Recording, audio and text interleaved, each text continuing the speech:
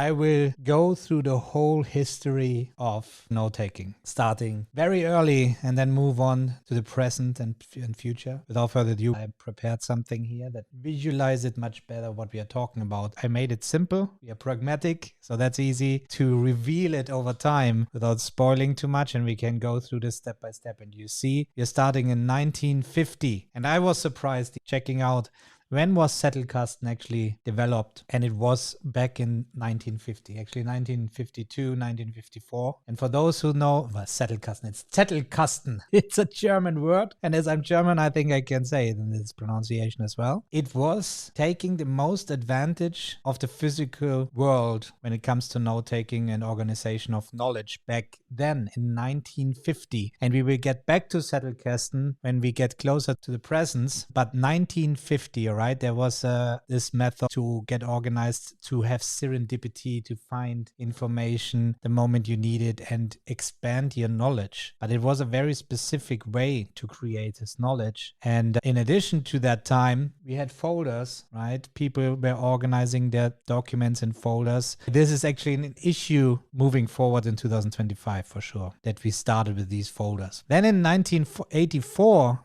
2 years after my birth, the Franklin Planner got introduced.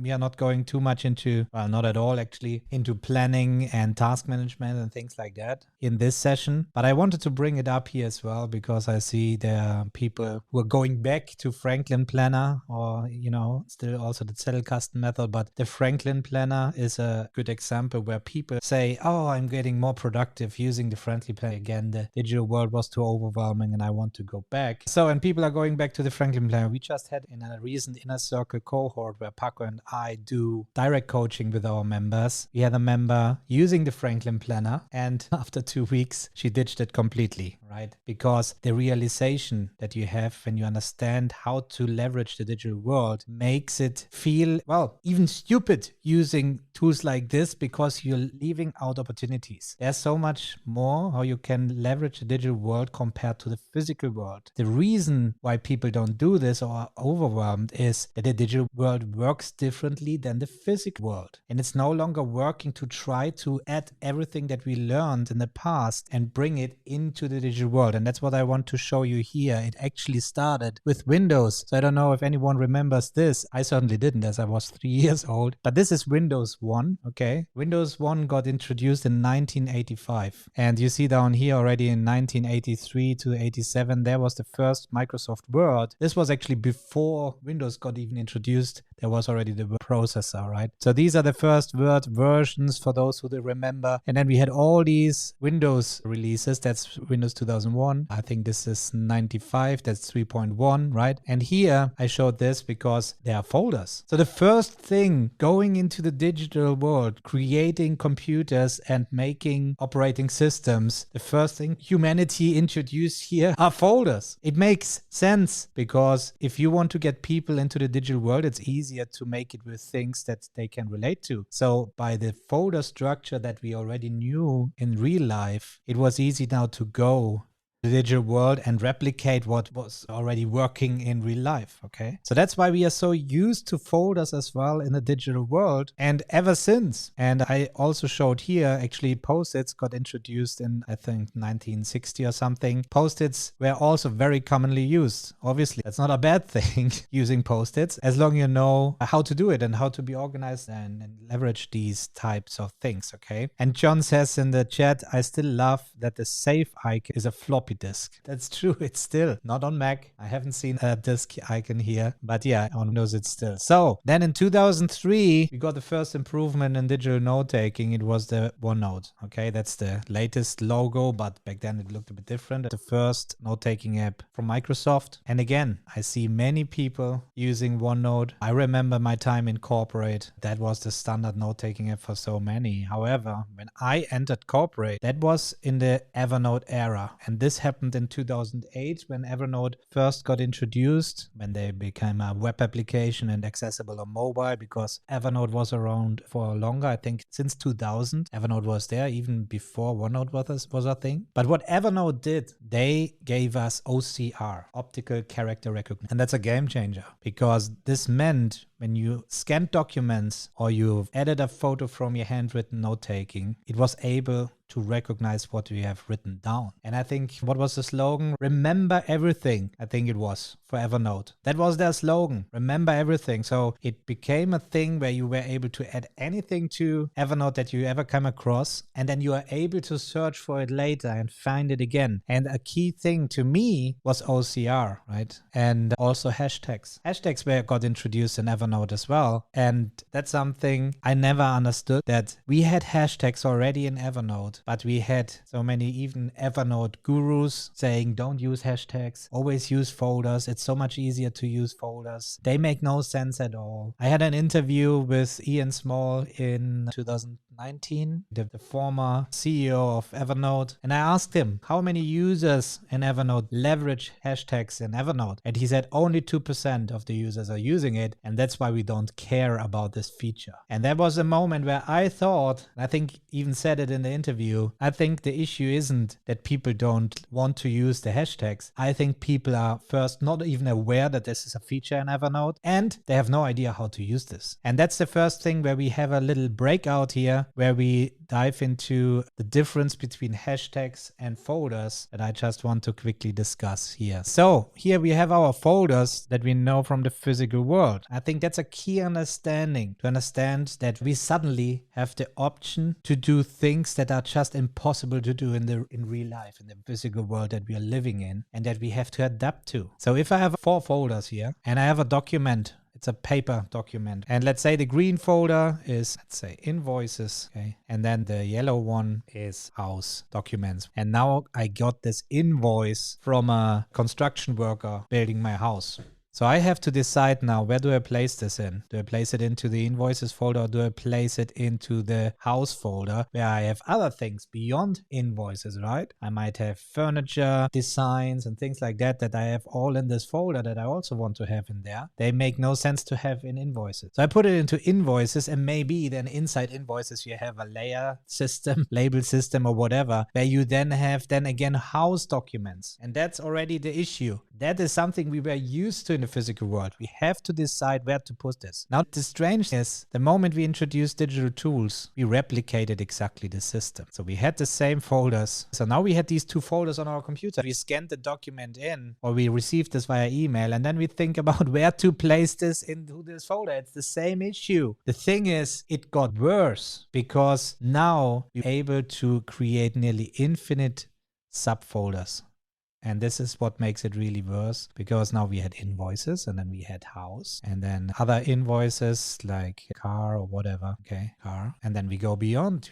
We say, okay, I have invoices. Now, what about my insurances? Okay, insurances. And what about when I have now an insurance that is related to my house, but it's the invoice from the insurance? Okay, so people, and that made it even worse, because now I had subfolders. So I could now go in here and make this folder structure the other way around and make subfolders in house documents, right? Invoices, insurances, right? But then if I do it this way, I will never be able to go on top level of insurances and see all the insurances that I have at a glance. Even with the subfolders, I see the subfolders, but that's it. I have to go into the subfolder, and then I'm stuck there. And that's the problem. And that's where many people then started duplicating the documents and bringing it in here. There's the invoice for this. And then we have invoices for insurances. So we put it here, right? And another one was then here, and so on. And this is insane. This is insane, because you're duplicating information, and this works maybe with a scanned document. However, the moment you're creating documents and you have different versions, and you're working with a team, and everybody have their own way to order and structure their folders and things like that, this is where this really becomes a mess. And that's something that you can tackle with a hashtag so easily. Okay, so let's say you have a hashtag house documents. John says in the chat, I think it's generally generational too. Younger folks search or tag, and us older folks still hold on to folders and binders. And I'm not sure.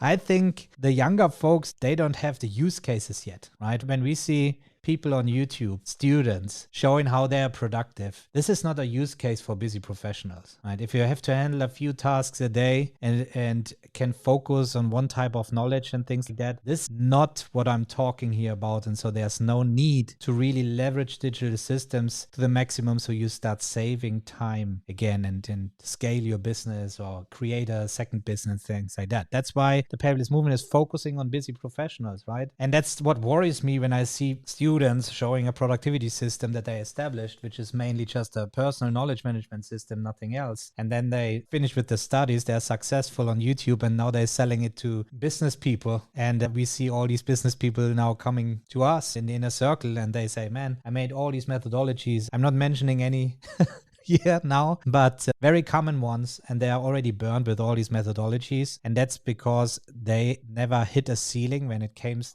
to scaling your productivity system. So they don't know what it really means if you hit friction. And it's always easy then to take out a paper and then write down your task list in the morning and think about this. But like Paco, he handles more than 200 tasks per week. Imagine he's running 4 businesses in parallel and all without a personal assistant. And when I was working in corporate, I took over a team of 5 people, one coming back from burnout, and they didn't know all the projects they're working on. And after looking into this, I realized they're working on 150 projects in parallel with 5 people, right? And this is the moment when you're then able, based on the ICOR methodology that we teach in the paperless movement, to increase team performance by 60%. This is not only relieving people's stress. It is a lot of money in business if you save 60% with the same headcount. But that's not what we are here today. So there's another video on YouTube and on the channel where I go a lot deeper into the whole story that I have there. Let's stay now here for this. So it's not about young or old folks. I think it's even a warning if you think you're old, you go back to what you're used to with Franklin Planner. Well, you can do, but be aware there will be people who will learn this and update this. And you can also be sure it's a minority still who really understands this. And it is not so complicated to understand as people always suggest it to be. And those people who understand this will be always in an unfair advantage over you. So if you're an employee, I would worry. If you're running a business, I would worry because you can save a lot of money by being so efficient that you don't need that amount of people and, well, many things that come with this. So let's get back so we don't lose the golden thread. So remember, we talked about the folder structure, subfolders, and all this mess that we had here. Now let's use the same document. It's our invoice, all right? And the invoice is for house documents, okay? And these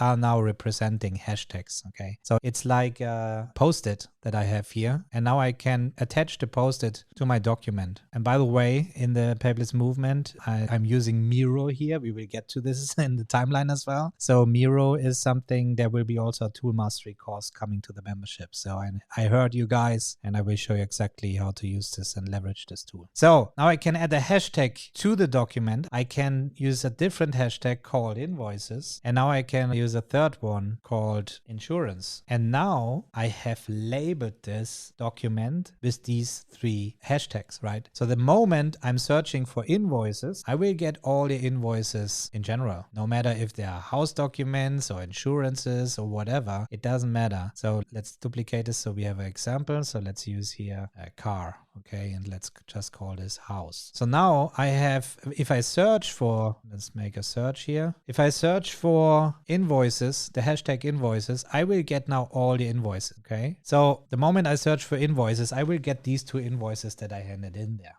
Doesn't matter if they are insurance invoices or not. So now I have the invoices here by car and house. Now I could add additional search to this, right? House, which would mean that car would disappear. And I just see now all these invoices related to my house. So let's see this and this again. So it would be then like this. But now I have invoice. And if I now search for insurance, it doesn't matter. It will still show up just the house because I have the house in here. I could just add another hashtag in addition to the search, car. The moment I do this, the car comes back. Okay, because I'm searching for house and car that I have insurance and invoices. So it's showing you everything. And that's just a basic search functionality. Obviously, you can nowadays use filters where it says all the things that don't have insurances and have cars and things like that. But you see, the retrieval of the information is much easier. but also the organization of the information. Because now, whenever I get a new document, all I need to do is adding either a car, a house, or whatever is related to this. Don't even think too much about it. The moment I need to retrieve it, I go here. And the problem is with Evernote back then was that you had even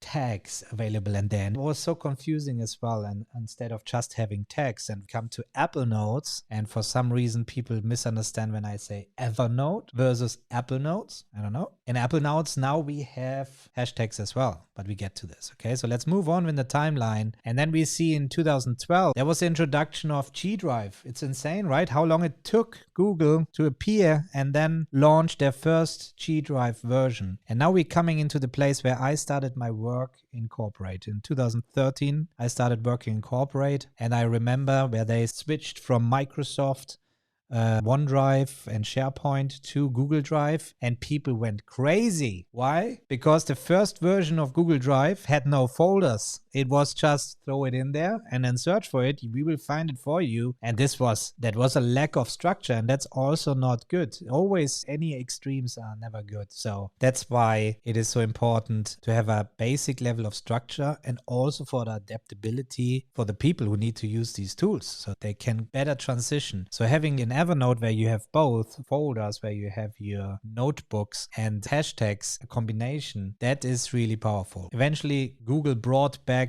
folders in G Drive, and you see it nowadays, right? That's what we have. It's mainly a folder structure. They're not even tags to organize my documents in there. And they introduced Google Docs. And why was Google Docs so powerful back then? Who knows it? Well, it was accessible via web. So suddenly I had a URL on top that allowed me to access a Google Doc. It was a unique link to my document. And that's something we haven't had for Word. Obviously, I was able in SharePoint to get a link and things like that, but it was not something commonly used. But now suddenly we had positions inside the web where my document is living. And that's something that I started leveraging very early on, because my personal note-taking that I did in Evernote and also on paper and things like that, I made notes about where additional context is living. And now I was able to just save the documents in order to get back to this, okay? So 2000, and then we went into 2015, and there we see the iPad got introduced. Obviously, not really. The iPad was introduced, I think, in 2009, this iPad 1, and I have it here. Look at this. It's the very first iPad. And I remember I was so angry about that, because you see it on top there. If you look at it, there was the camera. There was the slot for the camera, but it had no camera in version 1. I was doing my PhD at that time. My girlfriend, now my wife and mother of 4 kids. Back then, we wanted to phone and we had Skype and things like that. And this shit had no camera. That was a pity. And then iPad 2 came out, and I had not enough money to buy the second iPad with the camera. Well, that's just an anecdote about this. I thought related here, because I used it for gaming. There was really not much more that you were able to do with this. I was amazed by all the things that I was suddenly able to do, like just using maps to walk around and see where I am. I was so fascinated by that. There was actually the version that had GPS in there as well. Also seeing the stars in the sky and things like that. That was amazing technology-wise. But other than that, it was just something to play around with. I ditched it, and I had no iPhone back then. I was fully on Windows and Samsung. But then in 2015, we got the first Apple Pencil, and that was a game changer. Why? Because this was the moment when so many people were able to go digital instantly. Why? Because Apple made something that Microsoft did back in 1985 with the introduction of folders in the digital world. Now Apple made it that it became accessible to make handwritten notes in a digital world. And something that holds Evernote and other tools back for people to transition to these tools was that people had to type. So people didn't like to type. Also, it was not very nice to sit in meetings and type on a laptop and things like that, sitting behind a screen. People preferred to incorporate where I was working, to have handwritten notes, so you stay connected with the person you're talking to inside the meeting and things like that. So for all these reasons, this was a game changer. And I immediately bought this iPad back then and started using it in corporate. And then it didn't took long. All the executives in the company I was working in, a company with 300,000 employees, all the executives got iPads and an Apple Pencil from the company because they wanted to stay up to date with newest technology. But the point is, with so many things that are all rolled out in the big companies, they they had no idea how to use it. And I was already using it. I was leveraging it. I was using Notability. I was using GoodNotes, Apple Notes, and then in 2018, I founded the Paperless movement. And in 2017, I uploaded my first videos on YouTube talking about GoodNotes. The very first video, well, I made other videos before that because I had a music production channel already. But then I started to use this channel in order to upload content related to the iPad. And the very first one was talking about how I use GoodNotes for digital note-taking. And why was this so revolutionary compared to paper notebooks? Well, first of all, we were able to have just one device to store nearly infinite notes. That was crazy. But the real revolution was that the handwritten notes became searchable. And there was also Note Shelf 2 that I talked about, and I don't know what's the other things. There was so many handwriting note-taking apps coming out at this era that I don't even remember. But the things that you still know today probably are Notability, GoodNotes, Apple Notes, right? These are the core things. And your handwritten notes became searchable. Notability went even further, as Notability had a capability, and still have, to record your audio, and you take your notes while recording the audio, and when you play back the audio, it was in real time synchronized your handwriting to the audio, so it showed exactly your notes appearing the moment you had some conversations.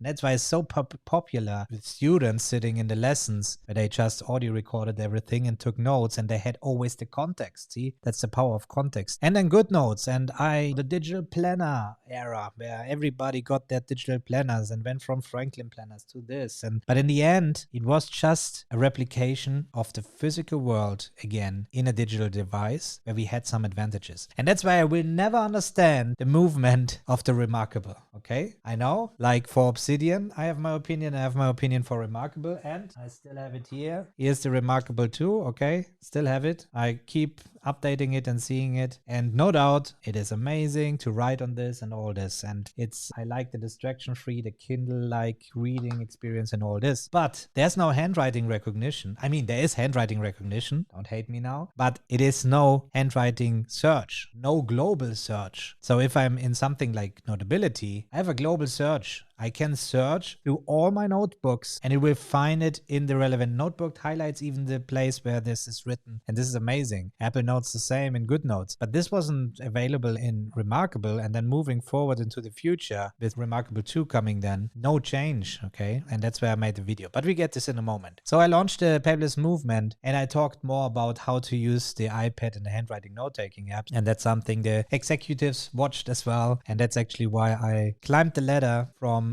being in business inside the company to IT and taking over the IT team and rolling out more systems like productivity tools. But also I was working in pharma, and there we had filling lines and packaging lines for medicine and things like that. So there was a lot more complex things that I was doing. In fact, I was one of the first doing big data analysis and things like that in this company. So that goes beyond. And it was the problem that I had. It got a lot of traction due to this new movement of all these people getting an iPad and suddenly taking digital notes and things like that. The problem, in my opinion, was that I saw since day one that this is just a tip, not even the tip of the iceberg of a proper developed productivity system end to end. That's just a capture moment. People kept capturing, and it became easier and easier to collect information in masses. But the problem is, how do you retrieve it? How do you organize it? How do you still get ahead of the packs? Yes, you might have been more efficient this way compared to people using paper notebooks, but this was not the thing that made really the change. And again, there's the video on YouTube where I talk about how I improved team performance by 60%. It was not giving the team iPads, okay? It was introducing a single source of truth and many other things that relate to this. So then, surprisingly, when I looked it up, I was surprised. Let's move on to more, right? In 2019, we got Miro. So those who are following me on this channel remember the videos that I made about Miro, and that's the tool I'm using here right now to give you this presentation. Miro was not launched in 2019, somewhere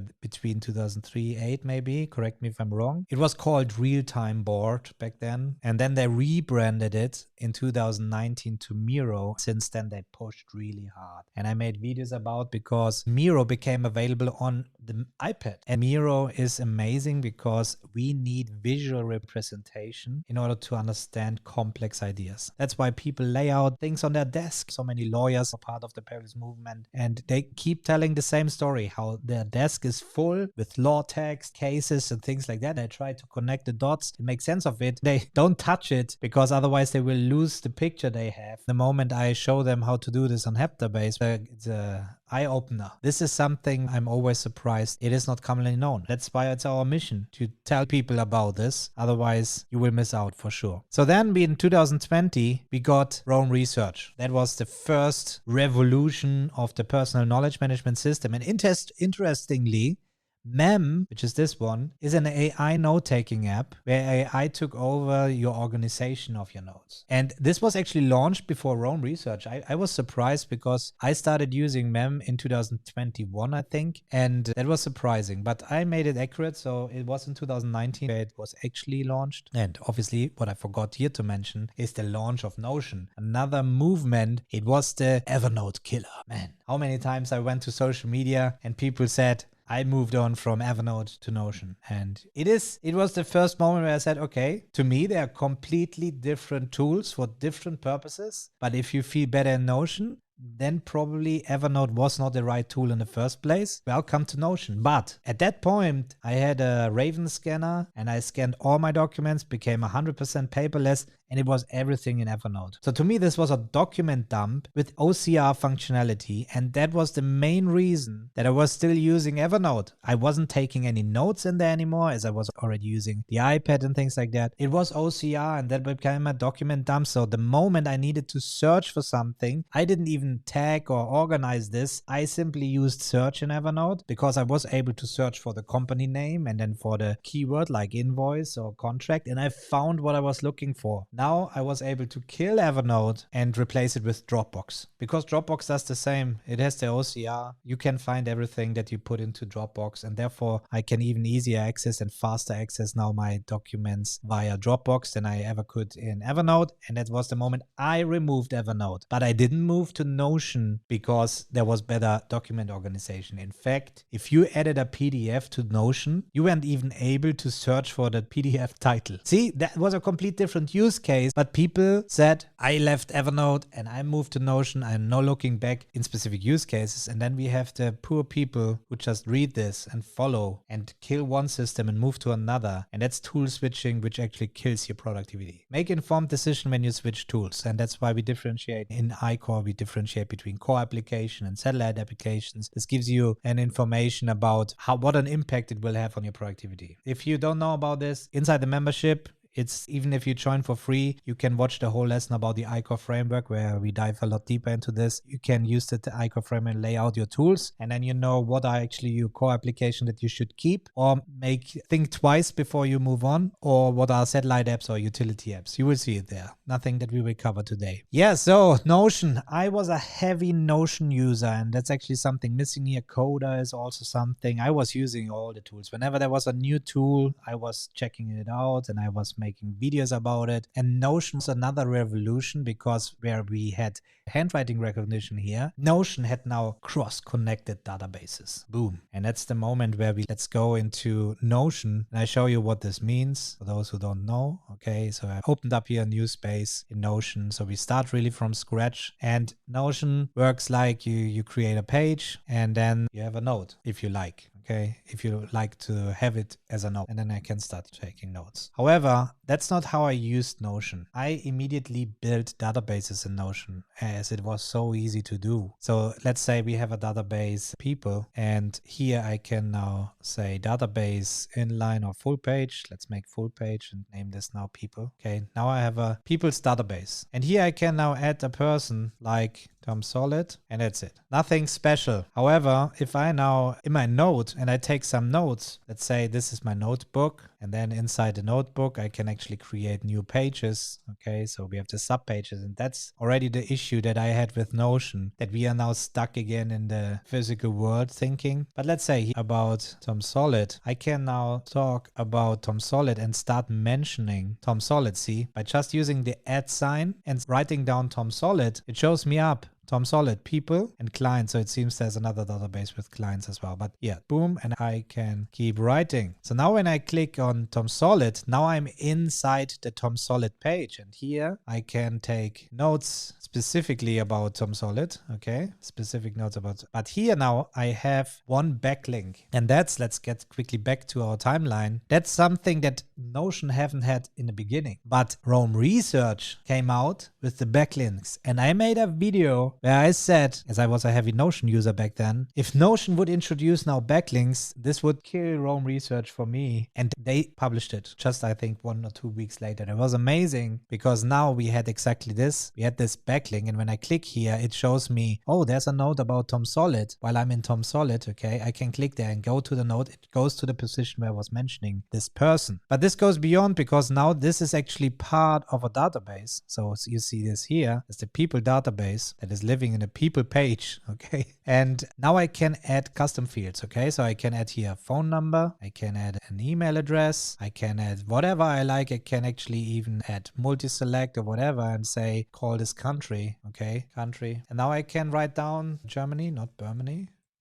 Germany here, boom. And the moment I have another person, let's ignore the typos because it doesn't matter, and you have them from the USA. Now see, I can real-time update the selection list because when I have a third person now, I have the fields available and I can select now USA. And this now allows me to quickly create new views. Let's do it this way. And then you can filter this by country, but you also can group it. That's what I loved, by country. And now I have a group where all the people from Germany are, all the people from USA. See, I can leverage a database, but if it would be only a database like Excel, that's useless, right? I need to have the context because now I can zoom into Tom Solid. I get all the information that I directly write about this guy, but also I have the backlink to see all the different places where I mentioned this. And this is not even the cross-connected databases I was referring to. This is actually, and we went ahead in time, this is the backlinking that is got introduced in Roam Research and it became famous through Obsidian, what people use to connect information together manually, and remarkable. It was published at the same time. It is a piece of paper in a digital format. In fact, I keep saying a paper notebook is better than Remarkable because you can swipe through the pages a lot faster to find information than you can do on the Remarkable. But enough ranting here. So here we talk about the backlinks, and you just saw it in action in Notion. This is the backlinking. So no matter where I create new notes or where I take any notes, I can now mention the third person. Now you see that it's coming up. Third person here. I can enter third person. And the moment I go to third person, I have again on top the backlinks and you see, oh, that's mentioned in new notes. So I could be here and say, and Tom Solid. Okay, so when I go to Tom Solid, now we have already 2 backlinks and I see all this information. And it was amazing. But now what is cross-connected databases that I mentioned earlier? Therefore, we need to have a different database. So here we can now say CRM, for example, content, and create a new database. And this is now, well, let's use actually countries, okay? Let's say that's just a database of countries. And here I say Germany and I say USA, I don't know, UK, okay, doesn't matter. And now I can go to people and I can create here, I make the plus and I look for relation. I can make a field that's called relation. And now I can pick another database, even the same one, but here we will use the countries database to pull in the information into this database. So this is related to countries. There's no limit that I can select. Two-way relation. Let's activate this so we see actually how this is called, what is happening, and boom. So the moment, see now it's countries and I see this logo there that indicates that there is a connection to another database. Now I can click here and it's pulling in all the list, all the items from this database. And I can click here for Germany. I can click here for USA and UK. So here I would manually update this and it is just living, this drop-down field is just living inside this database. So the moment I create another database, I have to create this from scratch and copy paste these countries in. But here now I have a database with all the information that I can use in a third database. So let's quickly do this, as I can now say companies, sorry, database. Now I can say companies and I say paperless movement. Okay, now I have 2 companies in there, and now I can do exactly the same thing. I go here, plus, I say related or relation, boom, and I can say here, countries. I click on this. I will do also a 2-way direction at relation. Now I can say this company is actually based in Spain, as our is limited, and Paco is in Madrid, and there we have Paperless movement registered. So that's the amazing thing about Notion, and not many few other tools got this right. I can add here new entries into the other database without leaving the space. So I say now Spain, see, it's not available in the database. Should you create it? And I say yes. And now it created Spain. When I go back to my countries database, you see Spain got created, but it also has the information that paperless movement is actually in Spain. That's amazing. So now I can even here start looking, but here, Paco Cantero. Candero is also in Spain. Boom. So I created it in this countries database. But at the same time, if I go to people, I created also Paco here, and it is already connected to Spain. And this is what makes Notion so powerful, but also so amazingly complex, where we now see all these fancy templates out there that leverage these kind of functionalities, and they give you a whole course to understand how to use Notion. And then you think you become more productive by doing it the way people do it, based on their templates. And this is where people come to us and say, well, I tried all these things, but it's not working. Yes, because you're just looking at a tiny bit of your overall productivity system, even that looks so huge. It is personal knowledge management. And you might need either other tools, maybe Notion, but you have to apply tool agnostic concepts and workflows to this. And that's why we teach in ICOR tool agnostic concepts and workflows.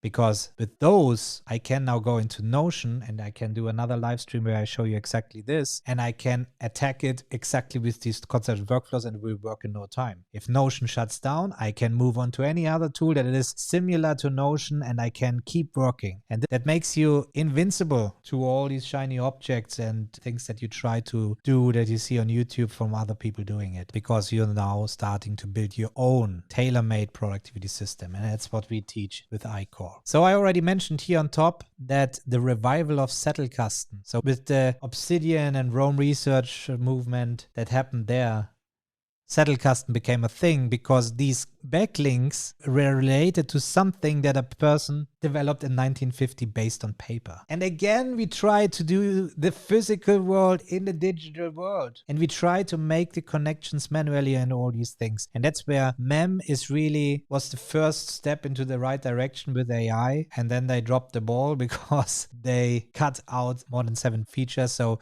those following me know that I was using MEM heavily. And then I made a post on Twitter back then, rest in peace, MEM. This is such valuable information. Thank you for sharing this with us. You're very welcome. I think that's great to hear. I've been trying to find a system for years to organize my 1 million ideas, references, etc. I still have not figured it out. We promise you will figure it out. With the ICOR methodology, that's all you need. Because just reading ideas and references, these are different types of information. And that's what we need to realize, that you're confronted every day with different types of information and different types of actions. And you can actually batch them. You can have buckets where you place them. And that's why we don't believe in having just one tool for everything. You probably need a lot more tools than you think to be highly efficient without being overwhelmed. It sounds so counterintuitive, but it is exactly this. It will streamline your work. This has killed my productivity and creativity for the past decade and more, so I have to find a solution here. Exactly, that's what I'm saying. Is that an actual database, or is it just a flat text file that it is searched for? I think that's the moment where I was starting using Notion. So Notion is a database-based tool. That's where ClickUp is also one, and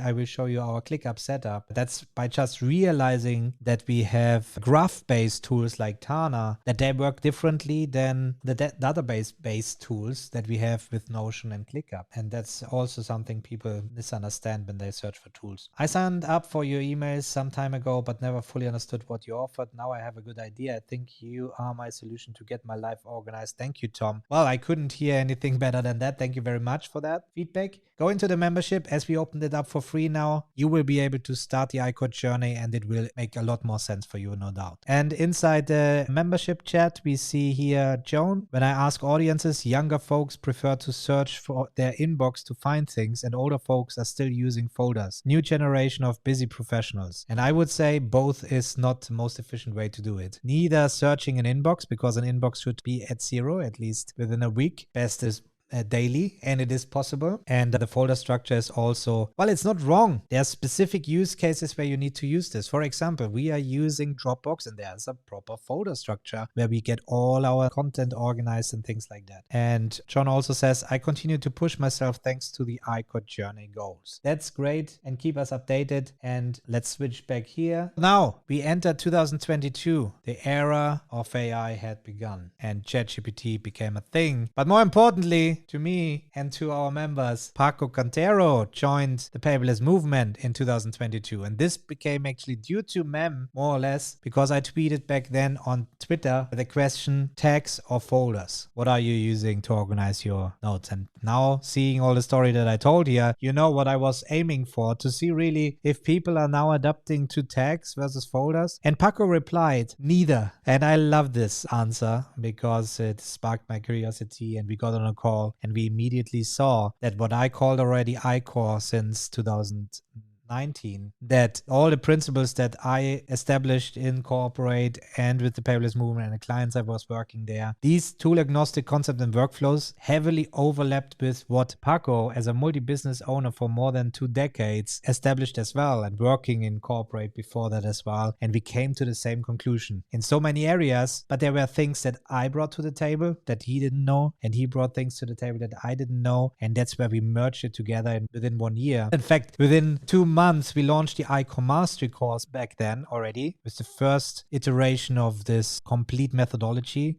And then 1 year later, we launched the ICOR Journey, because we wanted to have a real end-to-end experience where you build your productivity system from start to finish. And that's what now the call is called the ICOR Journey. I can quickly show you inside the membership. That's a demo account to show what it looks like as a free member. You get already a lot of access. Yeah, I'm live currently, and all the things you can access. You see here's the ICOR Journey start as a free member. You can go in here. That's where people actually, you lay out your tools on your ICOR framework. So I can switch here to bright mode, and you have here all the lessons and so on. And there's really where you get the understanding that you need to understand what a productivity system end-to-end actually means. And then you can go to the member tool stacks and start sharing your tool stacks there. And we have some interesting ones where, well, I would say it's a lot that this person, for example, has on their ICOR framework, but also many others where we have the discussions about what this is. And then you enter the ICOR Journey, the digital note-taking like a pro course, the PKM like a pro course. That's all part of the ICOR Journey, and we dive into the concepts and then workflows. And then a third layer, over the implementation layer, where Paco and I show in our own tools how we apply these concepts. The task management, a pro course, project management like a pro course. There's 5 pillar courses for this, and the automation like a pro course. And this is the ICOR Journey. We also have the ICOR Journey book.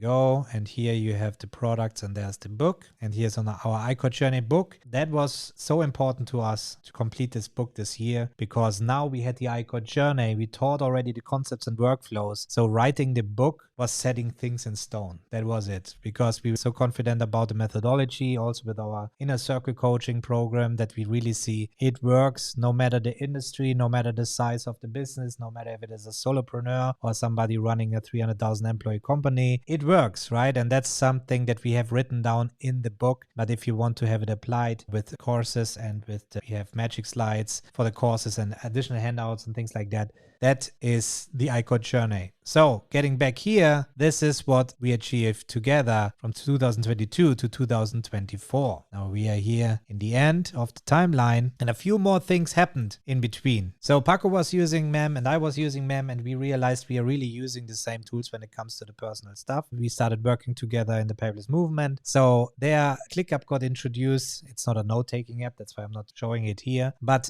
that's where I ran ClickUp and Notion in parallel parallel, Notion for knowledge management and ClickUp for project management. But then I eventually killed Notion because ClickUp was good enough. When it came to the knowledge management part, and I can show you this, look, this is actually our ClickUp. And here is we are in the work stream, so don't get confused. I can make an extra video just showing you how our whole ClickUp setup works and how we use this again to make things simple for everybody to understand so the team can very quickly work. But here's an example of how to leverage knowledge in a project management system, building a single source of truth. So these are the YouTube videos that we are publishing. And if there is a video that I make with a script, for example, there's a custom field for the script. So you remember in Notion when I showed the database, here you got the database. Once you realize these different structures, you will search for these structures in certain tools and therefore will use the tools that work best for the specific use case. The thing is, here's a good example as we've been working with external editors as well. And I don't want to have them inside the tool. I don't want to spend additional money for having the people in, but more importantly, no need to train people in another tool where they are working as freelancers in several tools.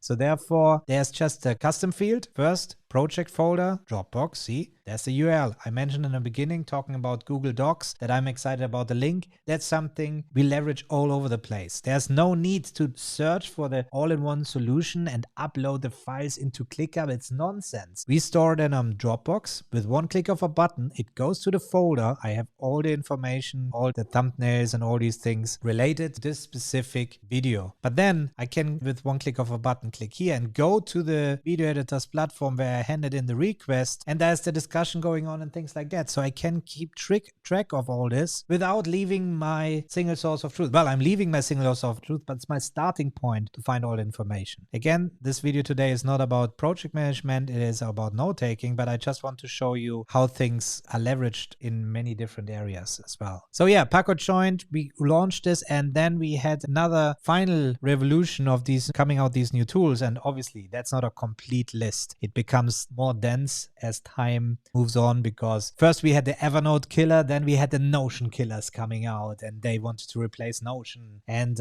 Notion became a fully fledged project management tool, which in my opinion was never the case. And we have AnyNote coming out, AnyNote, random example that I just picked there, Capacities, Reflect, so many tools that came out that had similar features. So there was always tools that had features, a combination of features from other tools, and Heabase, in our opinion, really nailed it. Because they looked at the market, they checked the best features from Notion, from Tana, from Obsidian and things like that, and built a tool from scratch. And that's where we come into this super tag area. And it's the last thing that I want to show you, because now things become really advanced, more or less. If you just realize that you can easily access information by searching your handwriting, using maybe tags where you can instead of folders, because you get a better understanding of searchability. These are things that each thing that I showed you will improve your productivity big time, compared to having a folder structure, having a paper notebook and a Franklin planner in a busy environment. All right. I'm not talking about the seasoned person who just have a few things to do, or individual, I don't know, artist or something like. I'm not saying, you know, I know very busy artists as well. So there are people who don't have so much on their plate. Let's put it this way. And then you can lay back and use something like the Remarkable, because you have the time to relax and write these down. But Paco and I, we are very busy. Paco is running 4 businesses in parallel. He is managing more than 70 employees, and in total, I think over 150 with contractors and things like that, all without a personal assistant, and being an awesome person as well. Relaxed, everything under control. And that's what a system should bring to the table. It should remove the work about work and not add additional work about work to you. That's why looking at Obsidian here with all the amazing stuff that I can do, or implementing templates in Notion. Oh yeah, let's do it. Let's sink in 2 weeks, 2 months into how I establish the template while I'm not getting any work done at all for my normal work. So this is exactly the issues that we see here. And that's why the fundamentals, the fundamental layer of all these tools need to be tool agnostic concepts and workflows. This makes you so powerful then to move on. And that's where in 2024 here, I just mentioned mentioned the book and our ICOR journey. This is where we are teaching exactly these things. I will show you in heabase how it works, in Tana how this works, what is the next step in our opinion, and Reader. So Reader, I didn't add the Readwise. It was 2000, not even sure. It's a long time back. So Readwise was another revolution because it integrated to Kindle. You were able, or you still are able, inside a Kindle to highlight your text that you find interesting, and only the highlights will appear in Readwise. And that's another level of serendipity of your information, where it was consistently showing you these highlights over and over again in random order. And this was amazing. Again, big difference to a paper or hardcover book if you leverage something like this in a Kindle version. So it's not only that it is easy to carry around hundreds of books in a Kindle, but also technology, how it integrates with others. And then Readwise also forwards these highlights into other tools like heabase, Tana, Obsidian, Rome Research. They all have integrations with Readwise where you can have all these highlights from your books readily available inside your tools. However, Paco and I, we removed the connection to Tana and heabase because it's cluttering up what we call the shallow thinking and deep thinking systems. That's going far too deep into what we want to cover today, what this means. But it was cluttering up our system. But Reader has these highlights as well. And Reader is our FOMO tool, right? To avoid FOMO, the fear of missing out. So the moment I see something that I think it might be relevant at some point, it goes into Reader, the Read Later app from the makers of Readwise. They created this in 2023, and it was the missing piece to the puzzle. So when we go to our website and you go on our website to the tools we use, there you see actually our ICOR framework and the tools that we use. And we always keep saying we are not even showing all the tools that we use because it would be far too confusing. And even by showing this, people say, well, you're using too many tools. But once you know exactly what tool you use for what, that's a very simple productivity system that you see here. And if we would just add all the tools that Paco uses with the other businesses in addition, but also all the PKM tools that we use in addition to those, we didn't even talk about journaling yet. So day one became a thing. See, I have to make another session and update this again because I'm sure you guys will call me out as well that I missed a few things. But yeah, that's the presence. We don't know what's coming. I didn't get so far, although ChatGPT introducing now the memory, but also the searchability of the conversations and many other things that really can, the web search and things like that becomes really powerful because what all these tools did, Notion, Evernote, Mem, they introduced ChatGPT more or less. Some of them tried to make custom or used open models or things like that. But in the end, it was just adding a chatbot. Was using AI and it is not working as good, right, to find really the information. And that's why I think Mem had such a hard time because it dropped the ball the moment they removed the structure from the tool. So there was no longer any structure in the notes and only relying on chat. And that is going back to what I told you about Google Drive. When they launched Google Drive and they didn't add any folders there, that people complained. And I think that's something they made here that was the issue. But let's see, they're working heavily on Mem 2.0.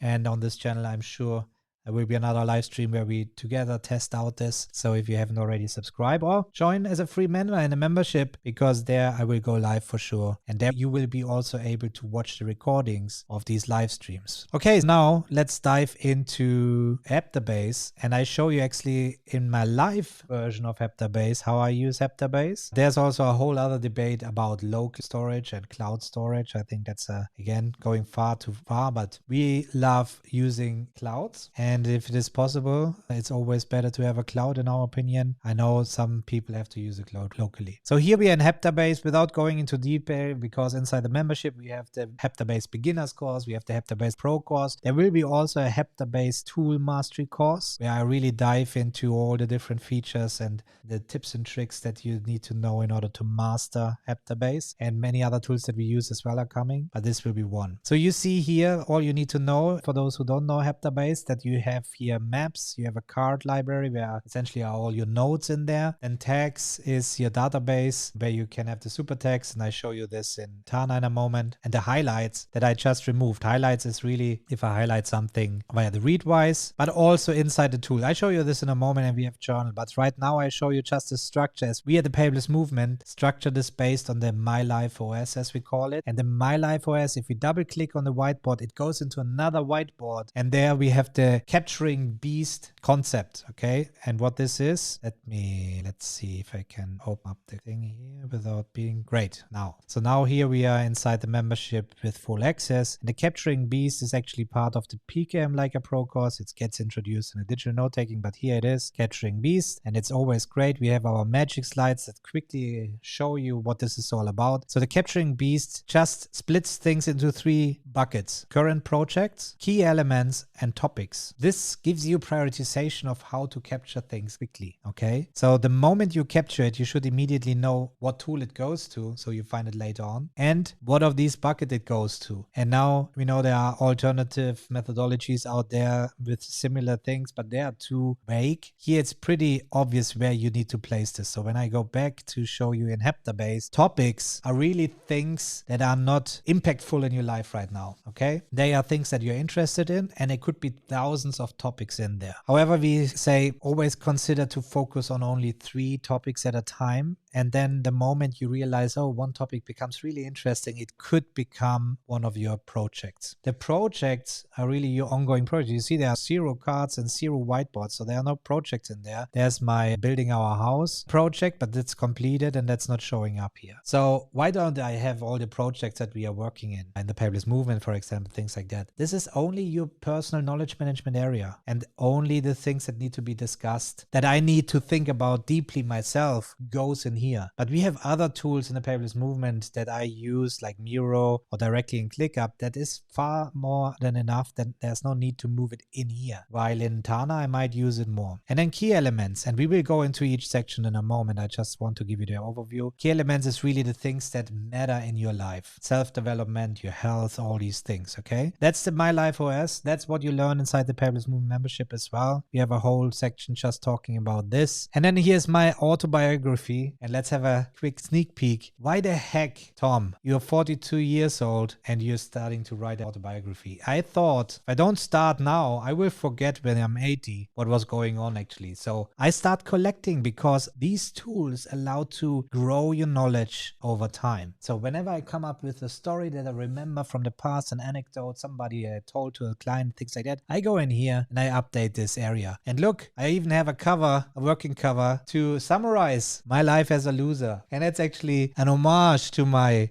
teachers who always said you will never achieve anything, especially my English teachers. They never believed that I will be successful. And in fact, I made my PhD in UK.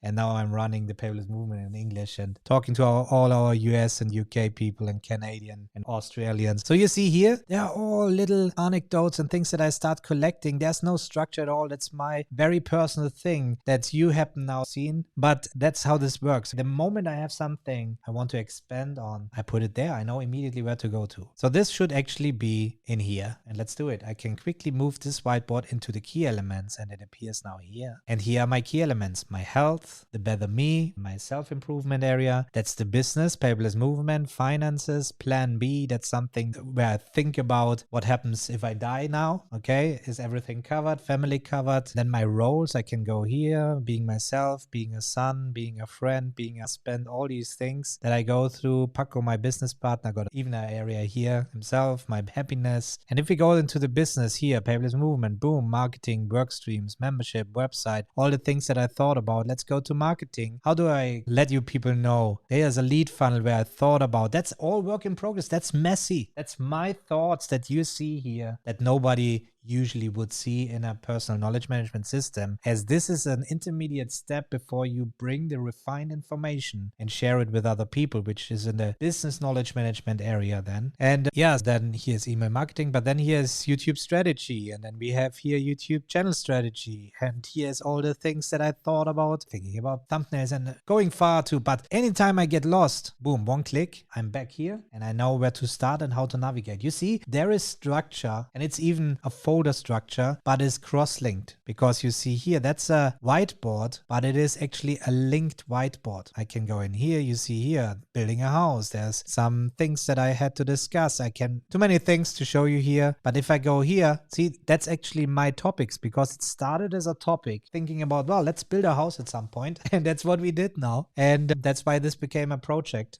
And that's why the topic moved into projects folder. Game development, right? I'm an on-off game developer where I would just love to understand the principles, and that helps me obviously build automations in businesses as well. There's so much that people can learn from gaming actually. But you see here, I learned the Unreal Engine and then doing courses and trying to make sense of this. And then each individual thing is then a node, okay? So I can open this up as a node, which were here. It happens that I didn't take notes, but for this one, for example, with screenshots and all this. So I keep having all the context, and now show me how you can create things like this on paper.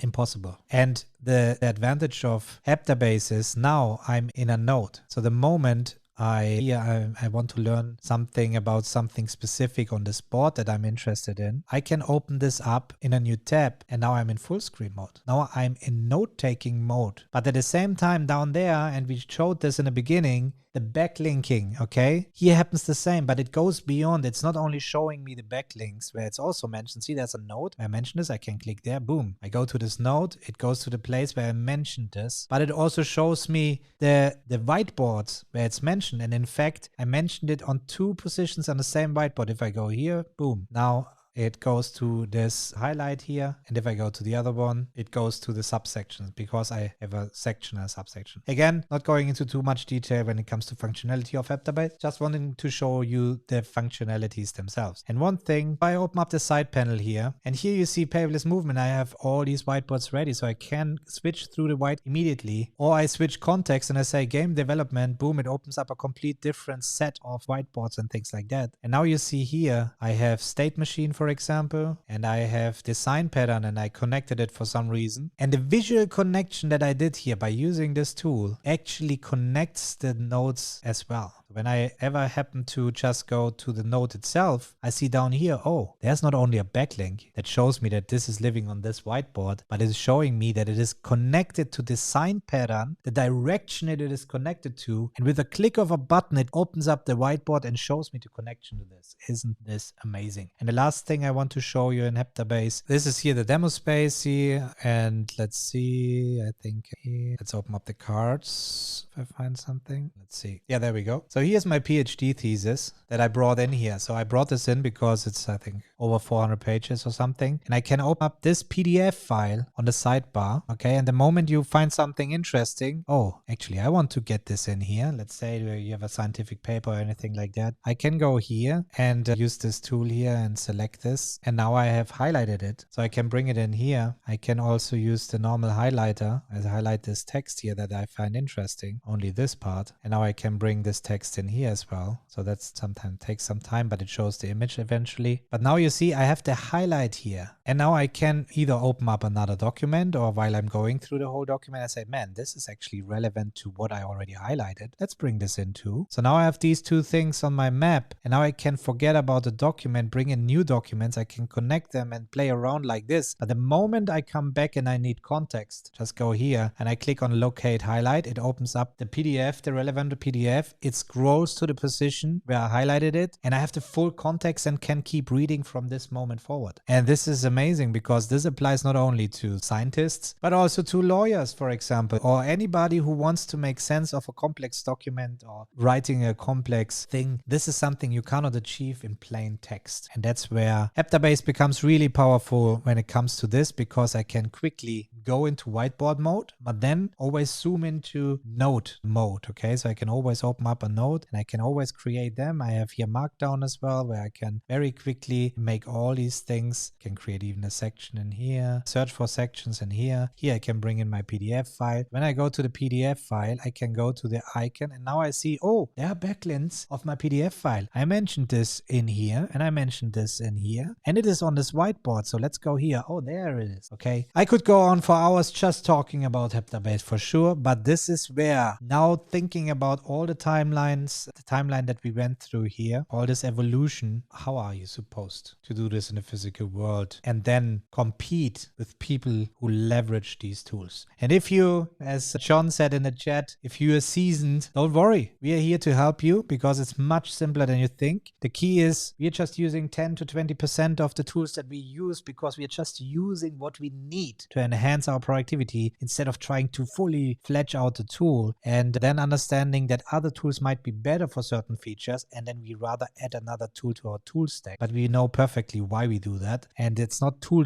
switching, it's tool stacking. I just made up this now. Maybe that becomes a thing. Yeah, so now last but least, let's go into Tana. There I will show you the power of super tags. Here we are in the journal of Tana, which is just today. And again, I'm not going into much details. There will be a tool mastery course for Tana as well inside the membership. So you can get excited about this already. So let's say I have meeting notes, and that's our shallow thinking system. So for example, meeting notes, I know exactly I take meeting notes in Tana and nowhere else, and therefore I will find my meeting notes later much easier. So let's say I have a meeting with Tom Solid, and see, I do the same as I did in Notion. Okay, Tom Solid is already there. So let's use a random person. And there's no random person, but I can quickly create this and I can keep writing. So you remember using Notion there, this was it. That was all I was doing. However, now here I can go back and I can add hashtag, and now I can say CRM, boom. And by just doing this, I already added this new person that I just collected while writing, already added to the database. When I open this up, you see, boom, there are all the fields that I can now fill out about this person. In fact, I can now use AI to fill out these fields as well. Random person as the things first and last name. I have, similar to Notion, our own database with all the different countries, right? And the moment I go to this country, I see now random person, but also other people appearing that are in this country. And this is, I'm not going further into this because that would be too much for today. But now I can really write down at the speed of thought. That's the moment. I can quickly move things up and down because this is a outliner as well. And I can make task lists, things like that. I'm not going into detail, but each of these nodes are notes with a T itself. Okay, so now I can keep taking notes and I say, okay, that's my thought process. And I can then again open up this and now double down on this. Okay, and write down this. So going all the way back, I end up here. And you see there's an indicator, and I can also show this on here very quickly. I can, obviously, that's why it's so powerful. Everything works with the keyboard as well. I don't even need to touch my mouse in order to navigate and then get a clear structure. So that's really powerful. And this is with the super tags. When I now go here, I see it's a CRM. Let's go quickly back to Heabase, because in Heabase, and that's why we say, if you have to decide using Tana or Heabase, anything like that, then use Heabase. Heabase has it all, because go here, you have the journal as I just showed you. Let's have a meeting as I just showed you too. Meeting with, and then random person. Okay, create. And here it's a bit more, and that's why we are using Tana. We are faster, but still about things. Okay, still I can open up this person now and add the tag.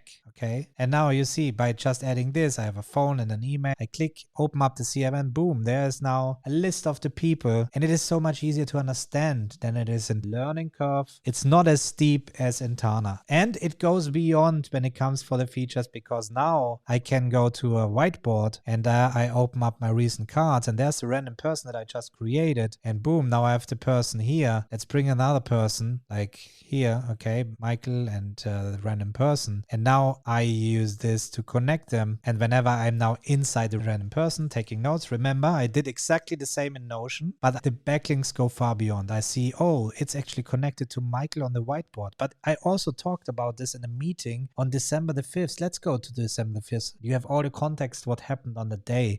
And this is so powerful. It's impossible on paper, and retrieving information and context is so much easier by just doing this. And the key is here, it needs to happen on autopilot. Otherwise, if you overthink these things, then you become too slow. I think most of us need to have visual layout of folders, so we have the mental map of where everything is. One giant bucket of everything with only hashtags would never work for me. Yeah, that's right. There are specific use cases where you need one over the other. As I said, we are using Dropbox with folder structure. Here we are using hashtags and Tana, but you see now the future of hashtags. It's no longer just a hashtag for the sake of searching for hashtags, but it creates databases in the backend. And that's what I was about to get to, right? That it is so much more than a hashtag now with heabase and Tana, and I'm sure there will be more tools coming and using this as well that work exactly this way. So @Nico says, how do you deal with sensitive information in cloud tools such as meetings with clients, suppliers and colleagues, etc.? If you really want to have local first, then for example heabase allows this. You can only have a local storage, but for the cloud it depends on how much you trust the tool, what they have for security and how sensitive the information is. However, what we do, as I showed you previously in ClickUp, that we link out to the other system, right? Let's go back to ClickUp because that's an example of exactly this. So I was working in pharma industry and I was actually leading an IT team. So you can imagine I had a very restrictive environment and I was still able to roll out tools like this. How I was able? Well, by introducing what I showed you previously, that I have here a link to an external source. So here I'm staying in control of my status of the project, but when somebody needs to access the external source, they have to log into the source. So let's say we've been building packaging lines. We've been working with engineering, quality assurance, quality control, the project leader and things like that. So the engineering, for example, they linked out to a specific folder on SharePoint. They only were able to access it. Then quality assurance linked to some use cases, right, in a specific system. And the thing is, what's the point bringing this in here when others cannot access it? Well, that it is ready inside the meeting, because now you have the context, the project you're talking about, and all the links for all the people relevant in this project have access as well. So the quality assurance person were able to click the link and open it up because he had the access to the source and immediately show it, instead of looking into their own laptop and then searching, and then one moment I find it a moment and then I go through all the folders, like the engineering team goes all through all the folders. No, they just now had a project folder added here, like here, the Dropbox folder. Boom, one click. Now here is the overview of the project that we have to build as the engineering, things like that. That's what we call a single source of truth. This item itself becomes a single source of truth. Translating this into the personal knowledge management world, it's the same thing. If I have sensitive information, because we have a lot of people from healthcare as well, right? We have also non-profit doing clinical trials and things like that. How the heck do you handle this sensitive information? Exactly the same way. You think about what you really write down in your personal knowledge management system and then link out to more context that is sensitive, because only you will be the one being able to access this versus others won't be. So I have, and now people say, oh, what happens when your PKM system gets hacked and they see your notes and things like that? What the heck happens to your paper notebook if you leave it on the train, right? And that's where I never understood that people are so worried about this. And back then, whole folders people were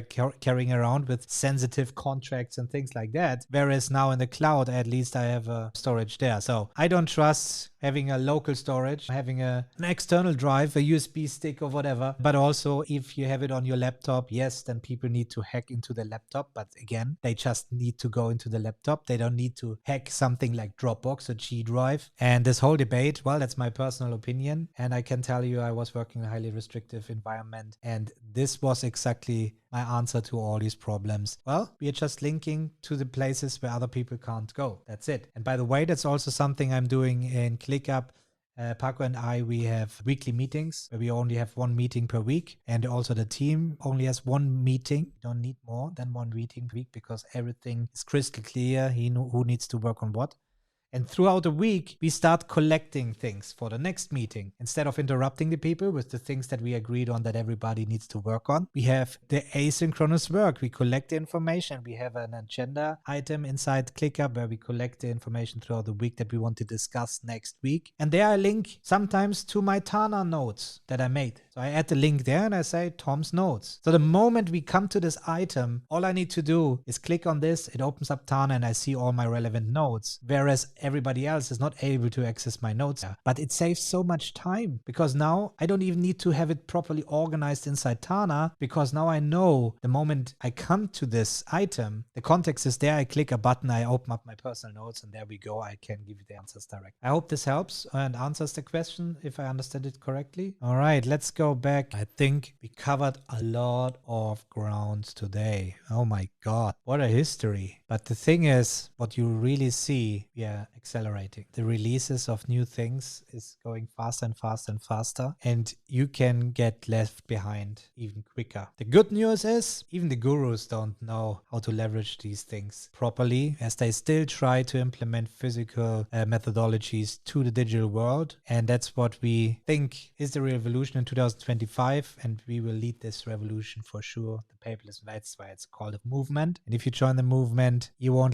be left behind. Join us for free if you haven't already. We will teach you everything that you need to survive the digital world and excel in it. Everybody, I hope this was interesting for you guys, and I'm happy to catch up inside the membership. So join for free, go to the section there. We have so many things with the launch of the free. Now the new course is launching, now with the ICOR journey updates, now with the inner circle cohort journey. By the way, if you haven't heard about this, don't miss out. It's the first cohort that is not the inner circle cohort where we just have 6 people. This is a bigger one where you get lifetime access to the membership, to all the courses, to all current courses, to all future courses, to everything, and to all future cohorts as well. And these cohorts, well, you get instant access with it. So if you want to upgrade to lifetime, this is the moment. And here are the workshops that we will do. These will be workshops where we go through the ICOR journey together, building your productivity system within 1 month. Okay, it's the same promise that we give for our inner circle members, that you will be able with the journey cohort. And when we go here to cohort chat, it's amazing. All the people who already joined, I love it. Okay, I cannot wait to launch this. There will be more tabs coming soon where we will have then the booking events and also the additional chats and resources and things like that you get. But as a cohort member, you unlock everything else inside the membership, and I thought it's worth mentioning. If you're not sure yet, as I said, join us for free. You get access to all these areas, daily notes, the tool discussion area, many things. This was it, everybody. I thank you so much, and I catch you up inside the membership. See you then. Let's ICOR.